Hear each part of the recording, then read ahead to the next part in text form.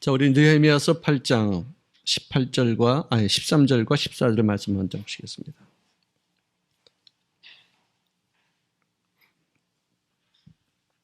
느헤미야서 8장 13절 14절 두 절만 읽겠습니다. 시작. 그 이튿날 뭇 백성의 족장들과 제사장들과 레위 사람들이 율법의 말씀을 밝히 알고자 하여 학사 에스라에게 모여서 율법에 기록된 바를 본즉 야훼께서 모세를 통하여 명령하시기를 이스라엘 자손은 일곱째 달 절기에 초막에서 거할지니라 하였고. 네, 거기까지입니다. 네, 하나님께서 이 고레스 왕을 사용하셔서 유다 백성에게 은혜를 베푸시고 그들을 본국으로 송환하는 그런 일들이 있었습니다. 느부갓네살 이 왕은 바벨론의 아주 굉장히 위대한 왕으로서 나중에 교만해서 남앞에 혼도 났지만 다시 또 하나님의 영광이 무엇인지를 깨닫고 이방 왕으로서 야훼께 자기 신앙을 고백했던 사람 중에 하나였다, 그렇게 말할 수 있습니다. 이제 그러나 이스라엘 백성들을 때리는 도구로 삼으셨던 하나님께서 이 도구를, 이 매를 멸망시키시고 다시 고레스 왕, 이 바사이 고레스 왕을 사용하셔서 이스라엘 백성들이 다시 본국으로 송환되는 역사가 있었습니다. 자, 성전에 필요한 물자를 공급하고 또 느부갓네살에게 강탈되어졌던 성전 기명들까지도 다 돌려주는 그런 고레스 왕이었어요. 그래서 이제 포로에서 돌아온 이 유다 백성들이 다시 이 건축을 하게 되어지고 또 공동체 건설하는 데 있어서 어떤 일이 있었는 것인가를 설명하는 책이 오늘 느헤미야서와 이 에스라서입니다.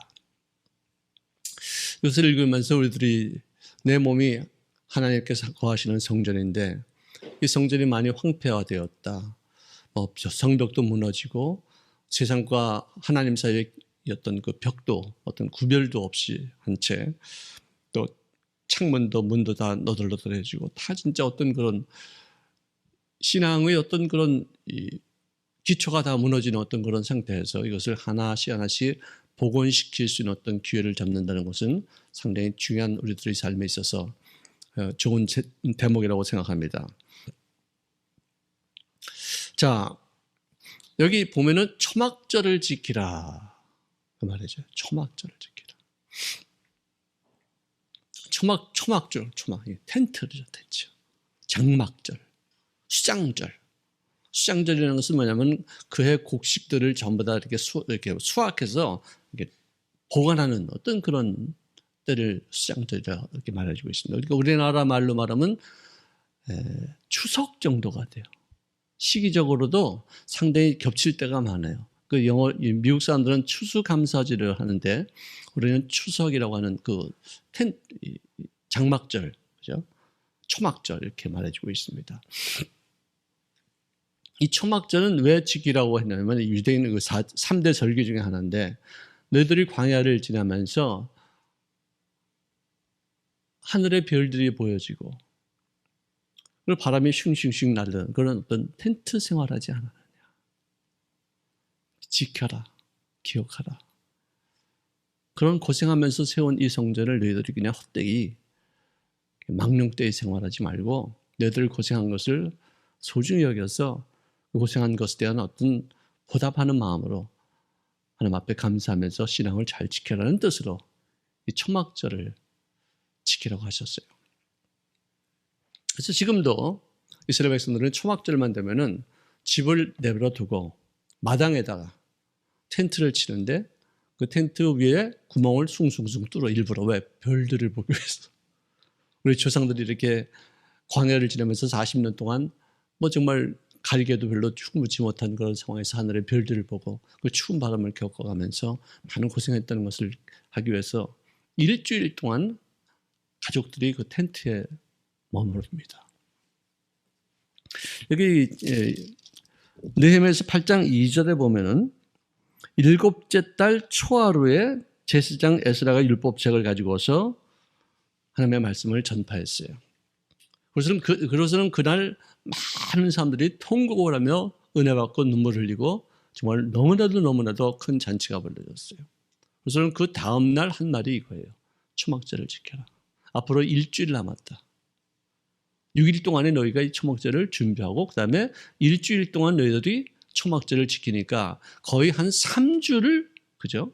이렇게 그 은혜 속에 거하는 부흥사경회 또는 어떤 천국 잔치 이렇게 말할 수 있을 것입니다. 저는 초막절 그러면 참 가슴이 이렇게 아파요. 왜? 상처가 있기 때문에, 아픔이 있기 때문에. 제가 1987년도에 홍콩에 선교사로 파송됐어요. 그때는 제가 뭐 목회 경험이 있어서도 아니고 선교사로서의 어떤 자질이 있어서도 아니고 아무리 누가 홍콩에 보내도 안 갔어요. 왜? 거기는 고생스러운 곳인데 누가 가겠어요. 정말 앞이 암담하게 보이는데 거기 누가 가겠어요. 근데 나는 영어를 했다는 것 때문에 또 내 마음도 영어를 하고 있었기 때문에 나는 선교사다는 어떤 의식이 강하게 내 속에 있었어요. 성경에 어디 예수 믿고 나서 성령 받으면 선교사라 딱 찍혀있거든. 근데 나는 선교사가 언젠가 할 것이다. 그래서는 영어를 하니까 뭐 제 3국에 가서 내가 할 수 있을 것이다. 그런 생각을 하고 있었는데 마침 저를 택해서 홍콩으로 보내실 때 뭐 더 이상 뭐 내가 뭐 한 걸 것도 없고 뭐 내가 그때 참 교만한 건지 무식한 건지 모르지만 뭐 아브라함도 갈 바를 모르고서 출발했는데 나도 뭐 아브라함 후손 아닌가 뭐 갈 바 모르고 어떻게 될지 모르겠지만 믿음으로 뭐 해보자. 그래서 이제 갔어요. 참 힘들었죠. 그때 초막이었어요. 성전이 없었어요. 호텔 방에 한 10평 정도 될까? 10평이 뭐야? 한 5평 정도 되는 그런 호텔 방. 거기 한 30명 정도 앉을 수 있는 그런 호텔 이제 컨퍼런스 룸이에요. 방이 아니라. 그걸 빌리는 거예요. 일주일에 4시간을. 그래서 9시부터 예배는 영어로 드리고 그다음에 11시 예배는 한국말로 드리는 4시간을 빌려서 이렇게 했어요.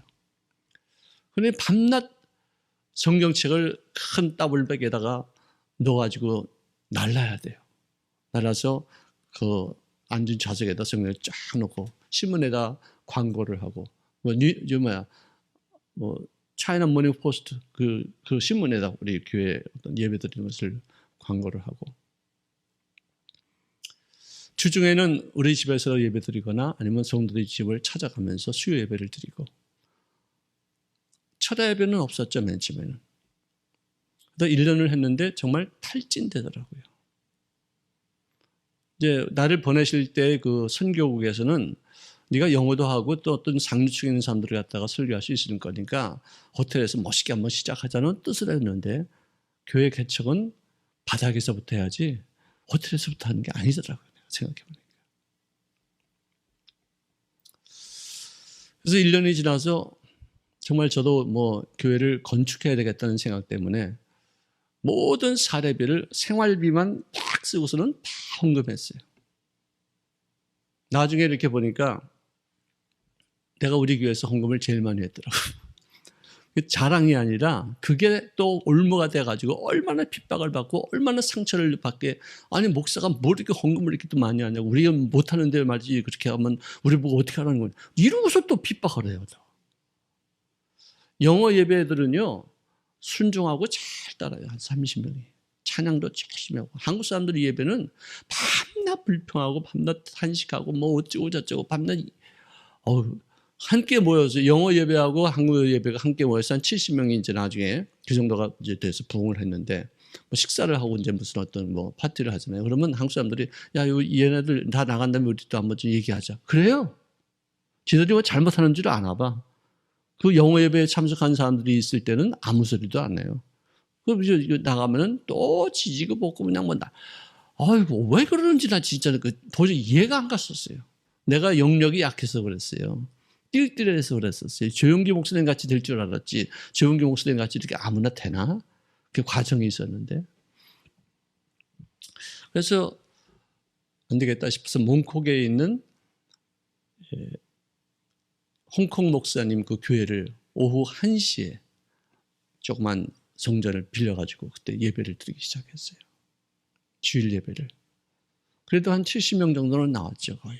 계속해서 꾸준하게 영어 예배 아침에 좀 이르는 시간이 들고 이제 한국말 예배를 먼저 드리고 그다음에 영어 예배를 뒤로 드렸어요. 그러고서는 성전을 찾는 거예요. 정말 초막이라는 게 이런 거예요. 그냥 밤낮 옮기다 불기둥 구름기둥 하루 있으면 하루 있고 이틀 있으면 이틀 있고 한 달 있으면 한 달 있고 뭐 움직이면 또 그때다 보따리 싸고서 왔다 갔다 하고 그게 얼마나 괴롭고 얼마나 고통스러운지 또 문제만 생기면 저는 할 수 있는 게 뭐냐 금식밖에 못했어요. 내가 배운 건 금식이에요. 금식하면 모든 만사가 다 해결되는 줄 알았어요. 점점 몸은 쇠해지죠. 스트레스 받죠. 병 걸렸어요. 도저히 못할 수 있는 상황이에요. 근데도 교회를 찾기 위해서 내가 병원 입원을 내가 안 했어요. 그 의사한테 내가 싹싹 빌어가지고 내가 최선한 대로 조심하고 우리 식구들 전부 다 옮기는 병이니까 다 서울로 보내고 나 혼자라도 나 이 교회를 찾아야 된다. 너 선교사가 여기 왜 왔겠냐? 병원에 입원하러 왔겠냐? 네 약 주는 대로 네가 주사 주는 대로 내가 다 맞을 테니까 너 여기 격리 수용만 하지 마라. 그러고서는 교회를 찾아가지고 결국은 제가 그때 당시 내 꿈은 2,400 스퀘어피트, 즉 말해서 한 60평 정도면 내가 꿀 수 있는 최대의 장소였었어요. 우리 교회 상황이나 어떤 헌금이나 뭐 이런 걸 다 봐가지고. 근데 그걸 좀 더 내가 좀 넓게 생각해야 돼. 난 100평 정도만 했었어도 좋은데 60평 정도를 하고 나니까 나중에 보니까 나중에 내가 이제 일본에 갔다 거기 이제 무슨 청와에 있어서 가서 이렇게 보니까 좁은 거예요. 왜 내가 이렇게 생각이 좁았는가? 얼마나 많이 내가 눌렸던 거, 얼마나 많이 이렇게 위축당했는가 그런 생각을 할 정도로 됐는데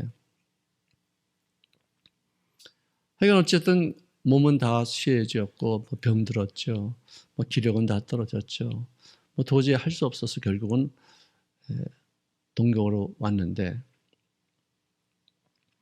동경에 있는 그 담임 목사님을 조영경 목사님께서 자네 한 1년만 있다가 들어오게 딱 그러셨어요. 보통은 그렇게 말하지 않았어요.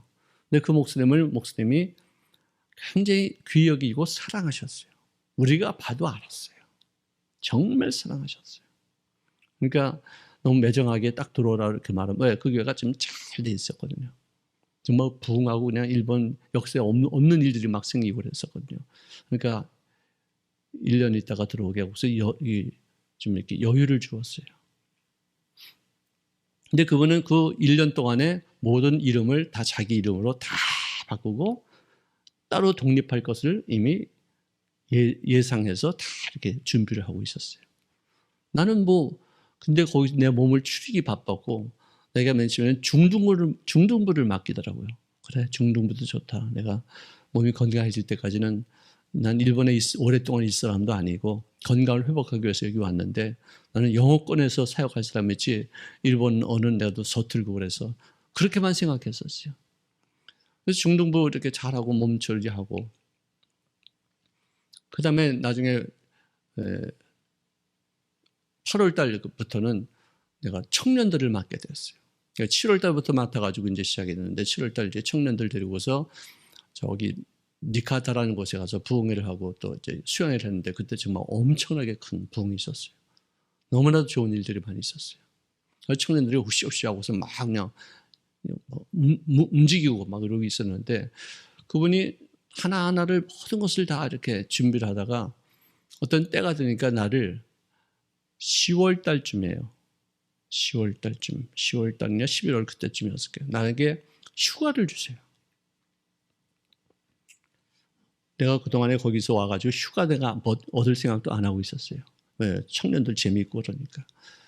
몸은 이제 취하고 그러니까 조심하면서. 휴가를 주는데 일주일을 주지 않고 2주일을 주는 거예요. 야, 이게 웬 떡이냐. 이런 경우도 있나. 그래가지고 제가 미국으로 해서 내 동생들 그때 유학 다 가고 있었어요. 3명이 거기 다 있었어요. 거기다 또 내 친구들도 있고 그러니까 2주일 동안 정말 재밌게 잘 지냈죠. 그래서는 딱 도착하고 나니까 주일날 설교가 뭐냐?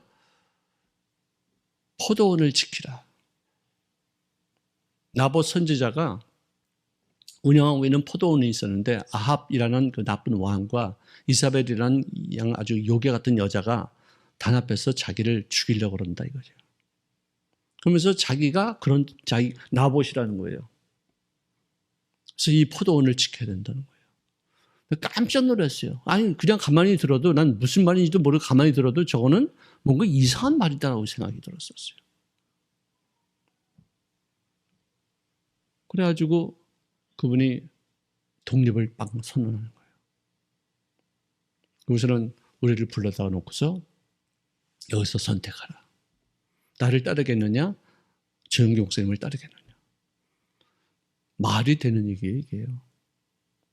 그래서 내가 아니 여태까지 내가 목사님 설교를 들으면서 조영기 목사님은 영적인 아버지시여 스승이시라고 그랬는데 어떻게 갑자기 아합이 됩니까? 내가 딱 그랬어요. 그러니까 너 나가 딱 그러더라고. 그래서 내가 나왔죠. 그래서 내 짐을 싸는데 눈물이 하염없이 쏟아지는 거예요. 근데 거기 여자들이 와가지고 그냥 막 나한테 나쁜 놈, 죽이려면 개새끼, 뭐 쌍놈의 욕은 다 해요, 그냥 막. 청년들이 막 일어나가지고 막 난리를 치는데, 야, 가만 냅둬. 저 사람들은 몰라. 그래서 제가 짐벌들이 다 쓰고서 나왔죠. 그래서 조영기 목사님한테 전화했어요. 그랬더니 이번 수요일 날 네가 좀 일을 좀 해야 되겠대요. 알겠다고. 그래서는 목요일, 이 수요 예배 때 화요일 날 내가 어떻게 될 것이냐 정말 고민을 많이 했어요. 이분도 기름 부으심 받은 하나님의 종인데 내가 서로 대적하거나 서로 뭐 상해가 된다거나 어떤 그렇게 되면은 그것도 또 나한테 불똥이 떨어질 것이다. 뭐 나한테 물동이 떨어지는 게 중요한 것이 아니라 너무나도 무서운 어떤 환경이 이렇게 되는 거예요. 그래서 잠 한 잠 못 잤어요. 수요 예배 딱 끝나자마자 내가 가서 마이크를 딱 잡았는데 방송실에서 마이크를 다 차단한 거예요. 그래서는 사람들이 와 하면 다 준비를 했던 것들이에요. 정말 눈물을 머금고서 제가 내려왔어요. 조 목사님한테 전했더니 야 우리 다시 하자. 10명부터 시작하자. 근데 내가 얼마나 눈물이 나요. 거기서 그냥 뭐 정신없이 내가 막 울었어요. 하여간 목사님 저희가 최선을 다하겠습니다. 그래서는 청년들이 그때 당시에 그 교회가 한 1000명 되는 교회였는데 청년들이 한 100여 명이 됐었어요. 저하고 제일 호흡이 제일 맞았던 사람들이에요. 그들을 쫙 풀었어요. 사람들한테 이 상황을 설명해라. 이거는 반역이지 독립이 아니다. 그래가지고 그 다음 철야 예배 때 남의 집 사무실에 가서 예배를 드리는 거예요. 한 30명이 모여서 눈물바다가 됐죠. 눈물바다가. 예배가 아니에요. 그냥 통곡하는 거예요. 그래서는 그때 우리가 어디 갈 데 없으니까 예배 드릴 데도 없으니까 일단 한번 모여보자. 그래서 신주구 이 공원이에요. 거기다 스피커 설치하고 마이크 설치하고 다 이렇게 해서 우리가 예배 드리자. 그것을 내가 본교에다 어떻게 하겠다고 우리가 알려드릴 테니까 일단 준비를 해라. 그러니까 내가 토요일 날 알려드렸는데 주일 날, 그러니까 토요일 날 저녁 때 서울에서 한 100명 정도 장로님들하고 주회장들이 왔어요. 또 거기다 또 우리들이 모아놓은 한 200명 됐나? 그래서 한 400명이 공원에서 예배를 드렸어요. 초막이죠. 이리저리 다니면서. 네. 참 정말 근데 그때부터는 내 마음이 되게 힘들지만 야, 이 새롭게 시작할 수 있겠구나 하는 그런 희망 때문에 부풀어져서 흥분이 되더라고요. 야, 이제 앞으로 얼마나 더 좋은 일이 있을 것인가. 그래서 제가 뭐 미친 듯이 뛰었죠. 미친 듯이 뛰었어요. 그래서는 어떤 또 우리 집사님 한 분 중에 학원을 해요. 학원하는 분이 있는데 그 학원을 이제 지었어요. 이분이 지은 지 얼마 안 됐는데 학원을 개설하기 이전에 교회로부터 쓰자 해가지고 학원에 뭐 교회 건물같이 이렇게 넓지도 않잖아요. 그 층층이 방마다 텔레비 연기를 다 해가지고 계단이고 뭐고 다 앉아가지고 예배를 드리는 거예요. 진짜 이건 뭐 그래가지고는 캐나다에 계시는 한문수 목사님이라는 분이 이제 오셔가지고 담임 목사가 되시고 많이 애쓰다가 결국은 낙가노라는 곳에 큰 어떤 건물이 있는데 성전을 쓰기에 딱 좋았어요. 그게 한 달에 야증 월세가 우리 돈으로 그때 당시에 6천만 원이었어요. 한 달에 쓰는 돈이. 예? 600만 앵이니까, 그죠? 6천만 원 했었어요. 그래도 어떻게 해요? 성도님들 잠깐만 더 모이죠. 그래서 그곳에 돌아가면서 막 여리고 돌아가면서 기도하고 막 그래가지고 그걸 구입해서 600만 앵도 좋다. 이거 우리가 어쨌든 일단은 안정해야 된다. 여기서 뭐 한 1년 있든지 2년 있든지 간에 어쨌든 그건 좋다. 돈 아끼지 말자. 가지고 거기에 들어갔는데 거기에 들어가서 사람들의 숫자가 600명 정도가 됐어요.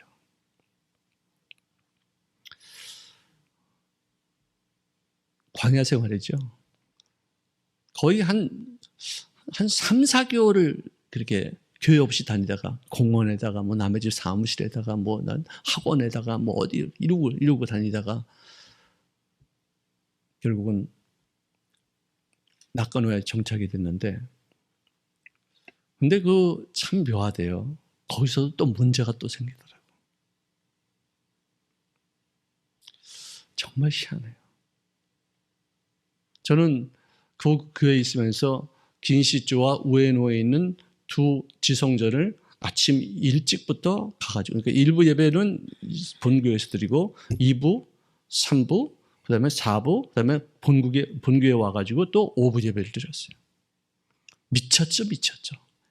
왔다 갔다 하면서 거의 한 40분 거리 정도 되는 그 거리를 왔다 갔다 하면서 예배를 드린 거예요.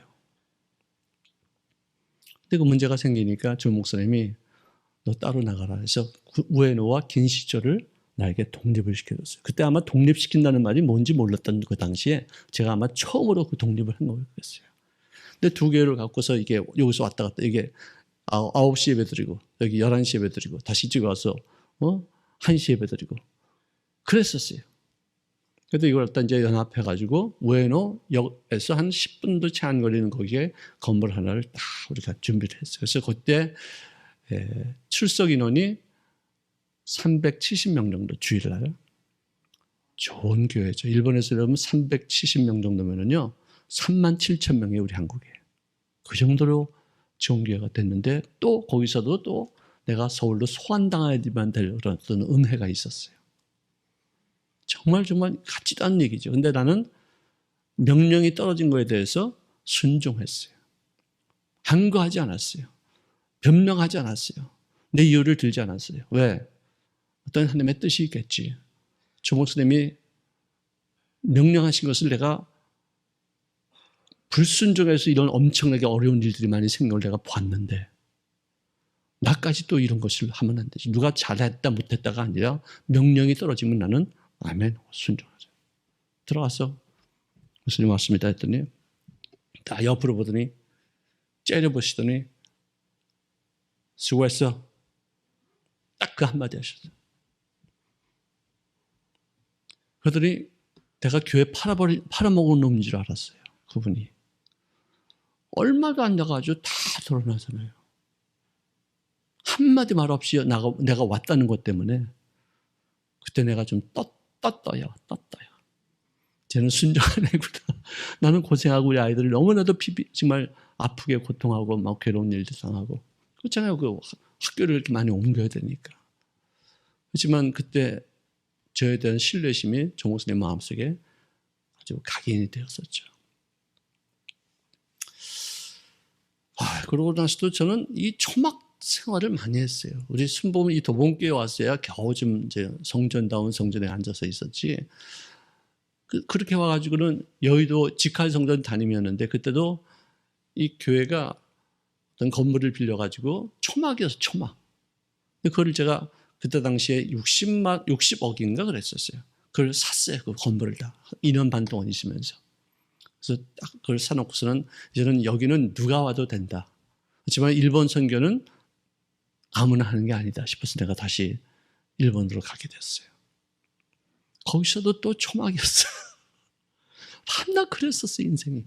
거기서도 뭐 한 2년밖에 안 있다가 다시 또 선교국장으로 와서 목회도 못하면서 4년 거의 4년 동안 전 세계 다니면서 여행도 많이 하고 많은 경험도 했지만 목회는 못했었죠.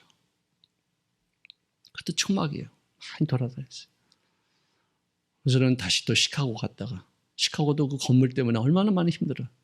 우리 교회도 지금도 이거 조금만 이렇게 좀 이제 어떻게 좀 하면은 참 이제 안정권에서 지금 우리 후손들에게 남길 수 있는 어떤 그런 교회가 될 텐데 하는 그런 마음이 있어요. 여러분들 제가 어떻게 초막 얘기하다가 이런 얘기를 했는데 어쨌든 이 교회라는 것은 어떤 짧은 생각에 이렇게 일들을 크게 만들 때가 있고 자꾸만 오해로부터 시작해서 그리고 자기만 생각하는 어떤 교회 전체를 보지 말고 자기 주장을 하다 보니까 이게 서로 간격이 생기면 이게 한도 없이 끝없이 막 번지는 거예요.